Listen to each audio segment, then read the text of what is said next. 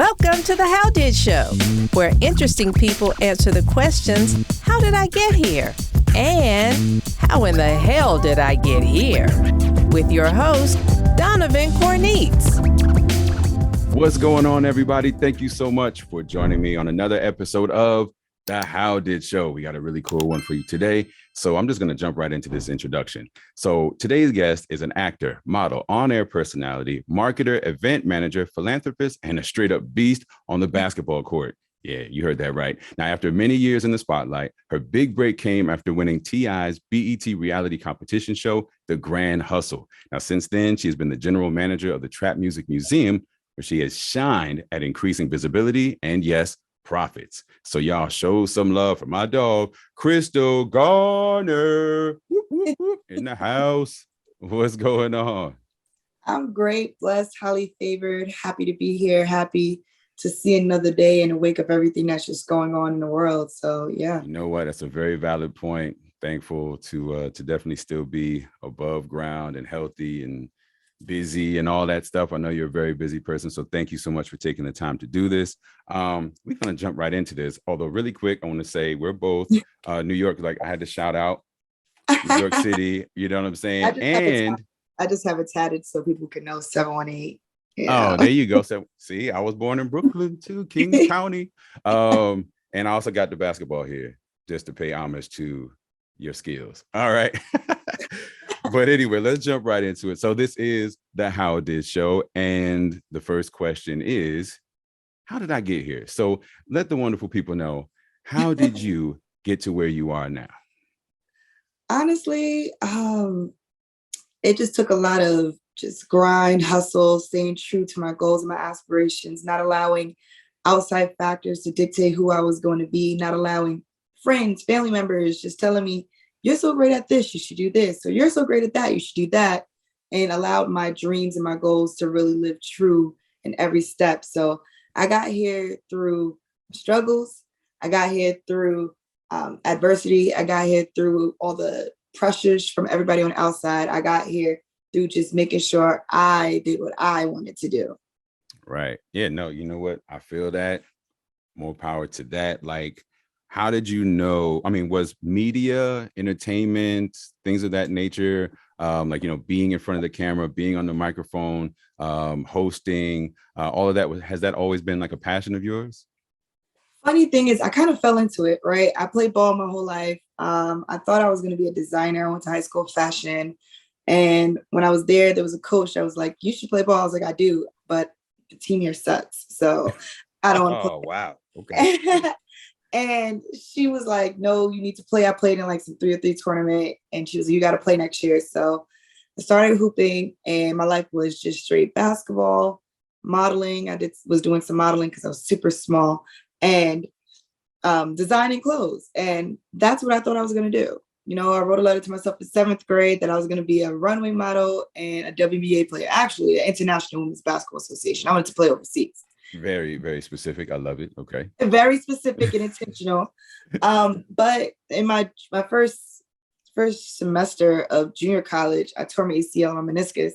Ooh. And hoop dreams kind of like subsided. Any D1, D2 looks that I had were gone. Yeah, I had like a partial scholarship offer in Oklahoma, but I was not moving to Oklahoma. So had to figure out what else I was good at. And it just naturally came to me. I ran for student government president because I had a voice. I always spoke up on things. I did a lot of personal development. So I'm always pushing motivation on people. And then someone asked me to like host an event on campus. And I was like, okay, let me try this out. And I killed it. There you go. It was just supernatural to me. So long story short, I, overcame the fact that basketball wasn't going to be my life and found something else that I was great at and that I had passion doing and that I thoroughly enjoyed. Like, it was just so much fun to be an MC and a host and personality. And I always had personality. I just didn't know what realm it was supposed to be. Yeah, what to do with it. Okay. Yeah, you don't get to really do that in modeling because modeling, you don't really talk. But when I would go on set for things, yes, everyone would be like, wow, you're very articulate. Well, I'm like, well, college student, I negotiate my own deals. And I think I did a commercial once, and one of the directors was like, "You should be an actor." I was like, my memory sucks. Yeah. And he was like, "You don't have to do theater." And Yeah. when you're in New York City, that's all you really think of when you think of actor. When you think of people growing up in school, they were in the theater program. I didn't do any of that. I was like, not me. Right. But I was like, is it similar to this commercial life where y'all cut every 5 seconds and I could kind of really get the lines? Yeah. And it was like, yeah. So that's kind of what prompted me into the TV film world and pushed me in that direction. Oh, okay. Well, yeah. See, look, I didn't even realize all of that. That's dope. So really quick, got to talk about Grand Hustle a little bit, because it has been a huge part of your growth recently. And that's our connection, because as people that watched the show already know, but I was the promo voice for the show. Ended up meeting because of that, which was a really dope experience. So what made you apply to even be on the show? Like how did that process even come to be, that you even knew about it and then decided to take a shot? Absolutely. So funny story. I want to work for Diddy. My friend did that show and he won. And when the show came on TV, I was all talking crap like, yo, if I knew about this show, I would have did it and I would have won, all that type of stuff. I never really wanted to do reality TV. I didn't like the realm it was back in the day, where it just had a different perception for Black women. And I was all about positivity, motivating Black women to be their best selves. And I was like, I'm not doing reality TV. So when I saw that show, I was like, dang, that's dope. I would love to do a competition show. Okay. So when the show came across my table, I was just like, let me apply. And they were looking for people that were basically book and or street smart. And I was like, well, I'm both. I'm from the hood. I've hustled my whole life. I've grinded to the top. And I went to school. I went to school. I was a really great student. I was very active in college on my campuses, both campuses. So I was like, let me apply for the show and see what happens. But most people don't know is that I actually casted to be on the show, and it was supposed to be on a different network. And then they dropped the show. Wow. And then they got picked back up, and it got picked up by BET. And then they called me and it was like, would you still be interested? And at that time, I think I didn't do any in-persons yet. It was just self-tape and it was, questionnaires. We didn't even get to like the psych eval or anything yet. So when they picked it back up and he called me back, it was like, yeah, we're not going to make you go through the first part of the auditioning again. You would go straight into the next round when we, have you fly out, blah, blah, blah. And I was like, okay, cool. And like 2 months go by and I'm thinking like, well, maybe this ain't happening. And then they call me like, hey, so we're going to need you. You got to fly out and then potentially stay for 2 months if you get on the show. And I was like, what? Okay, well, I got a whole job. I got to figure this out. Yeah, people don't think about that. Like you see them on TV, they're in the show. You're like, that show didn't just happen like in a couple of days. And people had jobs, families and stuff. So what was that like, realizing you would have to be gone for like 2 months? Honestly, I was young. I was ready. I wanted something different. I'm a risk taker. So I'm like, I really love my job. But job to me stands for just over broke. And I've always been more of an entrepreneur. Just over broke. Okay. I've always been kind of more of an entrepreneur spirit. Okay. So I told my job and I kept it real. I'm a New Yorker. I was like, hey, I got an opportunity. My higher up knew that I was in the industry and that I was grinding. Right. I was like, opportunity to do a show with T.I. I need to take a leave of absence for 2 months. And it's O&D. It's the end of the year. Slow time for bars in New York City. So I'm like thinking, since you're killing it, KG, they're going to let you take a leave of absence. Because I was like, I could possibly not be on the show. I could possibly be on the show. Right. And they denied my leave of absence. So that was it. I was like, I don't think they thought I would quit since I was killing it. Number 1 in New York, top 10 in the country on my team. And I was just like, no, I'm okay, fine. I wrote the most amazing resignation letter ever and resigned and went to Atlanta. Yeah, I've heard from some of your cast mates. We've had Jonathan on the show and Jonathan Torres, and they talked about like the process of kind of basically being like trapped in a hotel room in Atlanta for like 2 weeks or like a week or something like that. Couldn't leave, no phone, no outside media, anything. and they were just describing like, yeah, I was not expecting this. Of course, you go through with it because that's the process. But was that kind of crazy to you too, to kind of just be like on like house arrest, basically? Yeah, it was very. I don't know if I could do that now. Just stuck in Yeah. the room. It was very unique, a very unique experience. Sure. I gave my family members like the room number so they could call me and check on me. Yeah. It was the just having to look at the TV all day, and they let us have a phone all the way up until like the day before we left.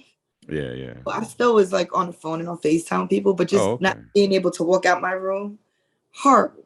That's wild. Like I had to ask permission to go to they would walk me to the gym, or I would like, I need to walk, I need to go outside. Like they did things like that, but they had to like time it that nobody else was on a walk, nobody else was on. Yeah, you couldn't see anybody else. But wow, it's amazing, like the coordination that it took to make it all work. And really quick, the last thing I'll ask you about this is because when Jonathan was on, he was talking about like, all right, one day somebody just comes in like, all right, let's go. Like we're going. It's like you get in the van or whatever, you pull up to the mansion. He's like, and that's when I realized like, oh snap, there's Krystal. Like he's like, yeah, when you see us on camera seeing each other, like, oh snap, that's my homegirl. So what was that like when you like actually got to leave and then you pull up and you're like, okay, the show is starting right now. There's Jonathan, there's all these people, there's T.I. Like, what was that part of it like? Well, I mean, first and foremost, when we went downstairs, we weren't allowed to speak to anybody. And when we went downstairs, me and him saw each other, but we were on this thing called ice where you can't talk. Right. So I see him and he sees me like, okay, look at us. We made this show. So but we get to speak or really hug, or we had to. Yeah. It was like, even if you see somebody in the lobby, when we get to the mansion, it's like the first time you've seen them. But I was like, well, we couldn't talk anyway. So it still was. Yeah, exactly. Yeah. The first time, like, that's my guy. Seeing everybody, I was nervous as hell. I was nervous as hell walking in that house because I didn't know what I was walking into.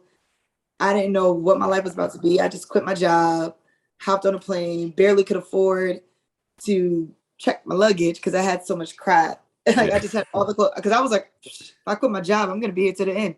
So I had to pack. Exactly. I had to pack as if I was gonna be there for a while.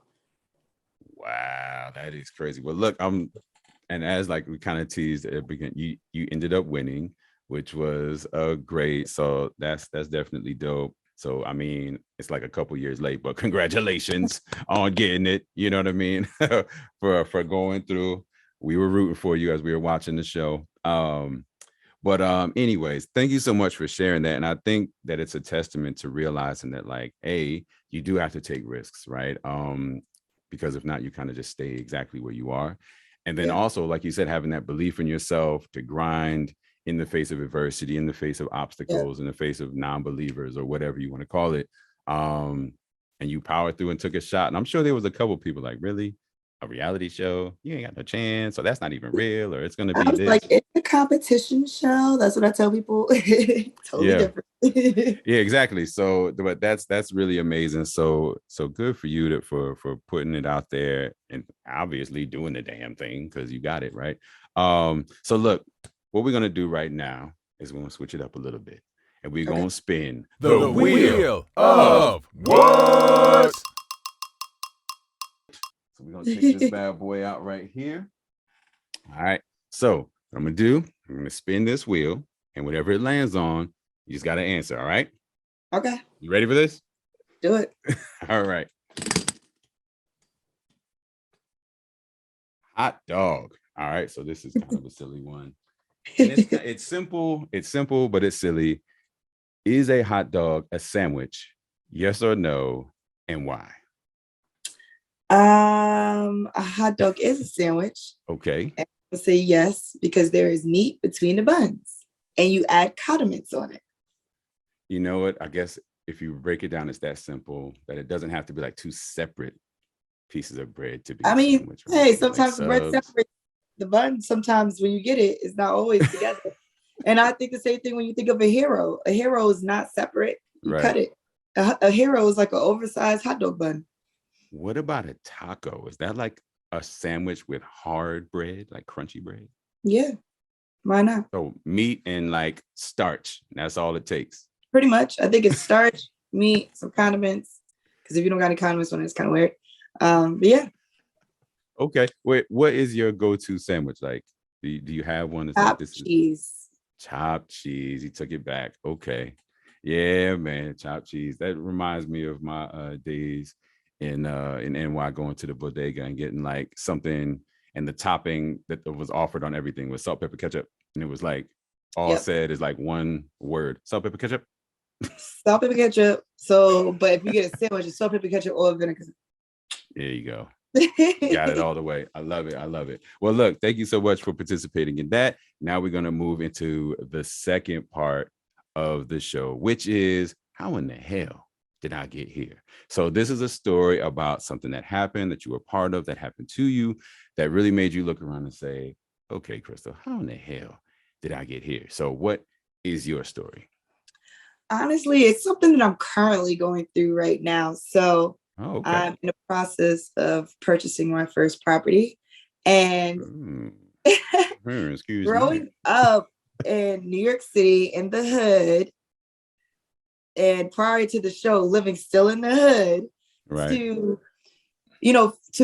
from also being that person that had to figure out how I'm making rent every month and how am I eating, like just that real New York grind, hustle, and struggle of everyday living, to me touring in condos that I didn't even know that I could potentially one day be an owner of. It's so surreal. It's surreal that I even have my family kind of going through the journey with me. So I send them videos or I FaceTime them while I'm at different properties. Like, what do you think of this? And imagining what can go where. And my mama always saying, is it going to be a room for me? No, there's not. You can come visit now. You can come visit. But it's not something that I ever thought that I would be able to really do growing up. I know when growing up, we're saying, one day I'm going to have this big house. And we say these things, but we never really, I don't think we really believe that we're going to go through this process. It's like so far-fetched. It's like, when I'm in my late 40s, that's what the life is. Everything is one day. Whereas that day for me is current and is today and is real. Yes, it's an intricate process, something I've never done before and I didn't know how to do. But I'm always like, how the hell? Like I went in one place, I went in one property and it was in my price range and it had 5 balconies, a rooftop. I know. And I was like, what in the... Now, granted, somebody beat me out of it already because they put cash down, but that happens a lot. Yeah, it's a rough market right now. It's a rough market right now. But just being in that whole world and just able to say that in a couple of months, I should be a homeowner. What the hell? Because if you would have asked me a couple of years ago before the show, I was just trying to make rent. It was like, what am I going to do today to make sure I'm able to eat and pay my rent tomorrow? And that was literally 2017. 2018 changed my life because that's when we filmed the show. In 2019, I'm lying. 2017 is when we filmed the show. 2018 is when it aired. 2019 here. So 2016, top of 2017, it was just still day to day, regular life. Like I'm going after my dreams and I got a little job, but it's still not getting me to that next level. So my life just completely changing. And now I'm here like, should I wait a little longer or should I get this property and rent it out? Like it's just totally different. And I'm just grateful for it. Yeah, you're in circles you probably never thought you'd be in. Like you said, even just being in the mix for these condos is just like, that's an accomplishment right there. So yeah, good for you. You know what? We're going to do a camera fist bump. Give me some. Bring it in. And there it is. I love it. So with you being, having this show, right, and getting yourself to a place where obviously you're good at what you do, right? You're in high demand. You're able to put yourself in these amazing opportunities. What would you say is like the best advice for other young women that want to blaze their own path in the face of, naysayers and things of that nature? I know you do some speaking and motivational, so you don't need to go through your whole spiel, but just like a quick piece of advice for other young women that want to blaze their own trail. You got to get your mind right. Honestly, it doesn't matter how many speeches you listen to. It doesn't matter how many seminars you attend. It's about what you do when you're by yourself in your alone time. What are you feeding into your mind when no one else is a factor in it? It's kind of like an athlete, right? When you may see them at the game and they're killing it, but you don't see what they're doing before the game or when they're at home. It's that mentality, that Jordan mentality of when no one's looking. what are you doing? Right? So that mind, right, that's having tools for success, that's working out, is really, you have to have this whole part together so that when the outside factors come to you and they say whatever they say, whether negative or positive, it doesn't really matter because you make your own decisions. So Absolutely. long into short, make sure your mental's okay, make sure you're reading, feeding your brain. I'll give you one book, Who Moved My Cheese. It's a quick read, one of my favorite books of all times, just to understand people. Another one I would give is The Alchemist. I know it's very popular, but love that that's book. something that you should read over and over again because you take something new from it each time you read it. I find myself always like in different parts of the book. Finding something new, that kind of speaks to you. Yeah, I love The Alchemist. I recommend that a lot of times. So yeah, definitely co-sign on that one. Check out The Alchemist and Who Moved My Cheese. Definitely great recommendations. So what's next for Krystal Garner? I mean, I know you got a lot going on. You got your hand in a lot of different pots, and without giving up too much stuff. But what's, or I guess you could say not necessarily like what's next, but like what would you like to be next? What is the dream next step for Krystal Garner? Oh, the dream next step is to be financially free to the point where there's just different multiple forms of income coming in from just different things that I've built. So financial freedom, all of that. That's the next step for me. But aside from that, things I'm working on some dope projects that, of course, I won't speak on yet. Right. And one thing that I have spoken on before, which is funny how the world works. And Reagan used to get so mad at me talking about, I'm doing this book, Survival Guide of a Hustler. And I started writing it and it just wasn't giving what it was supposed to give. Okay. And I think that it was supposed to stop so that I can go through what I'm currently going through and growing through, that can add some more texture and some more depth and meat and potatoes to the book, because before it felt like it was just, my experiences in New York. But I think that twist of and shifting to a transplant in Atlanta, a city that has so much pride for itself and has a lot of dislike for New York City. Hey, look. Yeah. Well, that's a whole other conversation. I think I needed to own all of me to really get into this book. And I had a friend of mine, one of my old friends, just one day was on the phone with me like a couple of weeks ago, and just kind of like spoke my whole life real quick, like just everything that I went through and kind of the way I hustled. He was like, you used to go to Manhattan with $20 and go hang out with your friends, go to every event, have a great ass time on $20. He's like, how did you even do that? I was like, I don't know. But I used to prioritize my events based on which ones I knew had food or open bar at this time, or, and then if I was extra hungry, I'll make sure I get some pizza at the end of the day. I'll make sure I saved enough because dollar pizza ain't it. Needed to make sure I hit my specific spot. So it wasn't going to be $1. But get my Metro card. I was on it, get a little unlimited for the day. Yeah. But I didn't realize I lived it. And I don't think it's easy for me to tell it. But when he said it, I was like, wow. But he said all stages, like from basketball all the way to now. Right. And I was like, can you help me wrap my book? Okay. So that's in the works? It is. I know Reagan's like, stop talking. No. Because it was something else before and it's evolved into something totally different now.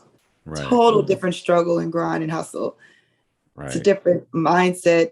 It forced me to grow up.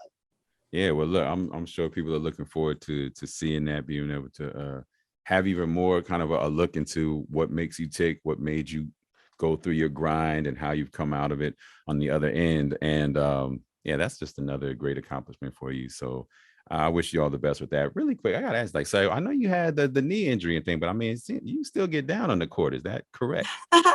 I feel like I can. I played basketball all the way up until I moved here. Okay. Moving here, my first year, I just was focused on making sure people knew that I'm actually. I don't even have time to ball anymore, do you? Yeah, I don't. I had to prove that I was more than just a TV show. Right. Like that. I had to. You belong there. Yeah. So my first year, I was basically damn near killing myself with the amount of work I was doing. In my second year, I just added more personal time just to make sure that I'm okay. Yeah. And then within this, and then of course, COVID happened. So everybody had a lot more personal time. Yeah, exactly. And then this year has been more focused on actually achieving the goals that I set out once I got here, right? Yeah, for sure. Different businesses that I want to start, getting back into the liquor industry. I work for Patron Tequila too now. So it's been more manifesting, getting to the things that I've been wanting to do. Okay, well, cool. Yeah, well, you know what? Forget you'll get on the court when you. Oh yeah, no, it's coming. I was just talking to one of my friends. I was like, I'm definitely down to go hoop or shoot around, but I'm not in basketball shape. I mean, I played in a couple of not tournaments, but like celebrity games here. Yeah, and celebrity there. games. Yeah. Where you just kind of messing around and. It's not the same. In New York, I played in adult leagues and was playing once a week. Yeah. Big difference. Way big difference. I wouldn't tell anybody that I could beat them right now. I wouldn't talk all my shit like I normally do. Like, you know, I was gonna say, I'm sure you had a nice level of shit talking in your prime. So you know, we're gonna put that on the vision board too. Back to talking shit on the court. I gotta get to that level of balling again. There you go. Well, look, before we let you go, let the people know where they can find you, your social media, website, all of that good stuff, so they can see what's going on in the life of KG. Absolutely. I've been blessed to have an amazing publicist by the name of Ray the Publicist. So everything is Krystal Garner. So my website is krystalgarner.com. Instagram, Twitter, it's all Krystal Garner. My name's spelled correctly, KRYSTALGARN as in NCER. I'm on Twitch, but I'm revamping it. So it will be my name once I revamp it. But I'm on Twitch because I host some esports shows on there. So okay. And they can always come check you out at the Trap Music Museum. And if you see Patron in Atlanta, I'm definitely there probably. I might have set the event up so I could do an interview. But oh my goodness. Well, you know what? We're gonna get you right. I'm typically at my events. So if you see Patron, I'm typically there. Okay, well, we're gonna let you get to your event. Thank you so much for joining us. I hope you had a good time. I had a good time chatting with you. And for everybody else, thank you for watching and tuning in to another great episode of The How Did Show. And we'll check you out next time. Peace. What's going on, everybody? Thank you so much for joining me and having some fun as we interview some really, really interesting people. So go ahead, like, comment, subscribe, and be on the lookout for more episodes of The How Did Show.